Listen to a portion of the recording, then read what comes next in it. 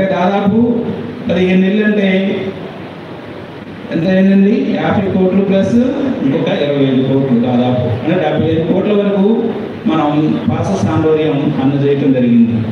అదేవిధంగా జెరూసలేం యాత్రకు కూడా మనం సబ్సిడీ బేస్డ్ యొక్క స్కీమ్ని మనం ఇంప్లిమెంట్ చేస్తూ ఉన్నాం.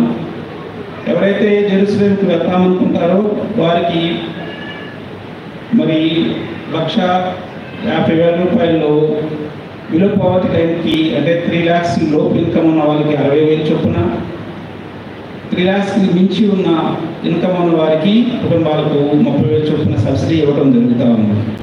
సో ఇది ఒక కార్యక్రమం కూడా నడుస్తూ ఉంది. దీని మీద కూడా అందరూ కూడా ఒక అవగాహన కలిగి ఉండి ఎంతమంది ఎక్కువ అయితే అంతమంది మనం జెరూసలేం వెళ్ళాల్సిన ఆవశ్యకత అయితే ఉంది.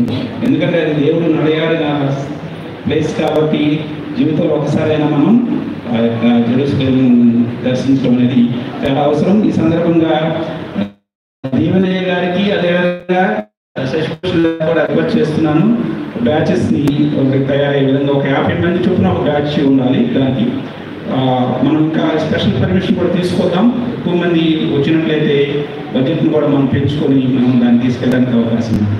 అదేవిధంగా క్రిస్టియన్ ఫైనాన్స్ కార్పొరేషన్ ద్వారా క్రైస్తవ సమాజంలో ఉన్నటువంటి మరి యూత్ కానీ లేదా అన్ఎంప్లాయిడ్ కానీ వీళ్ళందరూ కూడా మనం బ్యాంక్ లింక్డ్ స్కీమ్స్ని మేము ఇప్పుడు ఇంట్రడ్యూస్ చేసాం. సో దీని ద్వారా ఎవరైతే సొంతగా వ్యాపారాన్ని స్థాపించాలనుకుంటారో వారందరికీ కూడా సబ్సిడీ బేసిక్తో లోన్స్ ఇవ్వడానికి మనం ఆల్రెడీ నోటిఫికేషన్ కూడా ఇచ్చాము మేము. అయితే ఇంకా క్లారిటీ రావాల్సిన అవసరం ఉంది. మేబీ ఇంకొక 10 రోజుల్లో మనకి క్లారిటీ కూడా వస్తుంది. దాని ద్వారా మళ్ళీ మీ అందరికి కూడా ఇన్ఫర్మేషన్ వస్తుంది. దీంట్లో దయచేసి చర్చిని మరి నడిపించే పెద్దలుగా ఆ యొక్క చర్చి మెంబర్స్ అందరూ మీ యొక్క కంట్రోల్లో ఉంటారు కాబట్టి ఎవరికి ఏ అవసరం ఉందనేది మీకు తెలుస్తూ ఉంటుంది. కాబట్టి మీరందరూ కూడా ఈ యొక్క స్కీమ్ ముందుకు తీసుకెళ్లాల్సిన అవసరం అయితే ఉంది. మీ యొక్క పరిధిలో ఉన్నటువంటి ఎవరైతే ఉత్సాహవంతులు ఉన్నారో, ఎవరైతే మరి దాన్ని స్థాపించడానికి కానీ దాన్ని నడిపించడానికి ఇంట్రెస్ట్ ఉన్నారో వారందరినీ మీరు గైడ్ చేసి ఆ యూనిట్స్ని మనం స్టార్ట్ చేసుకోవడానికి అవకాశం. దీంట్లో ఏంటంటే ₹1,00,000 నుంచి 10 లక్షల వరకు యూనిట్స్ని పెట్టుకునే అవకాశం ఉంది. దాంట్లో 50% సబ్సిడీ గవర్నమెంట్ ఇస్తుంది, ఫైనాన్స్ కార్పొరేషన్ ద్వారా ఇస్తుంది. రెండవది, దీంట్లోనే మనం స్కిల్ ట్రైనింగ్ కూడా ఇవ్వబోతున్నాం యూత్కి. వారందరికీ కూడా ఫ్రీ స్కిల్ ట్రైనింగ్ ఇస్తాం. దాని ద్వారా వారికి ఎంప్లాయ్మెంట్ కూడా జరిపించే ఏర్పాట్లు మరి ముందుకు తీసుకెళ్తామని చెబుతూ ఉన్నాను.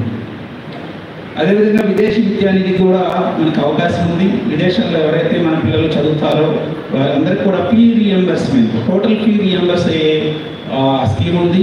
అది కూడా మీరు అందరూ వినియోగించుకోవాల్సిందిగా రిక్వెస్ట్ చేస్తూ ఉన్నాను. సో ఈ యొక్క గవర్నమెంట్ సంస్థ అయినటువంటి ఈ కార్పొరేషన్ ద్వారా జరిగే ఈ యొక్క కార్యక్రమాలు. రెండవది వచ్చేసి ఇప్పుడు మన కమ్యూనిటీ పరంగా మన దగ్గర ఉన్నటువంటి ఉమెన్ కానీ ఈ యొక్క యూత్ కానీ మనం ఎలా వారిని ముందుకు తీసుకెళ్లాలనేది మన ముందున్న ప్రధాన సమస్య. మీ అందరికీ తెలుసు, మన కుటుంబ నేపథ్యాలు అందరికీ తెలుసు. అందరం కూడా చాలా భయంకరమైన ఆర్థికపరమైన ఇబ్బందుల్లో ఉంటూ ఉన్నాం. మరి నా రిక్వెస్ట్ ఏంటంటే చర్చి పరంగా మనం ఫెయిత్ని వారికి ఫెయిత్ పరంగా వారిని మంచి విధంలో నడిపించడం ఒక ఎత్తు అయితే, అట్ ద సేమ్ టైం కుటుంబం మరి సుఖ సంతోషాలతో ఉండాలి అంటే, సంతోషకరమైన జీవితం జీవించాలి అంటే, మరి రోజు దినదినాభివృద్ధి జరగాలి అంటే మనము ఆర్థిక పరిస్థితుల్ని ఇంప్రూవ్ చేసుకోవాల్సిన అవసరం మనందరికీ ఉంది.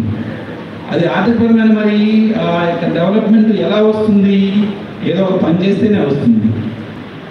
అంతేగాని అలా దేవుడే కాపాడతాడే అనుకునే విధానం దేవుని అవసరం, కానీ మన ప్రయత్నం కూడా చాలా అవసరం. దానికన్నా ముందు మన ప్రయత్నం చాలా అవసరం. సో ఆ ప్రయత్నం ఎలా చేయాలి అంటే, మరి ఉమెన్ ఉన్నారు, ఉమెన్కి మనం అనుకుంటాం వారికి ఏమొచ్చిలే ఏం చేస్తారులే అనే ఒక ఉద్దేశంతో ఉంటాం. కానీ నేను ప్రత్యక్షంగా ఎక్స్పీరియన్స్ చేసింది ఏంటంటే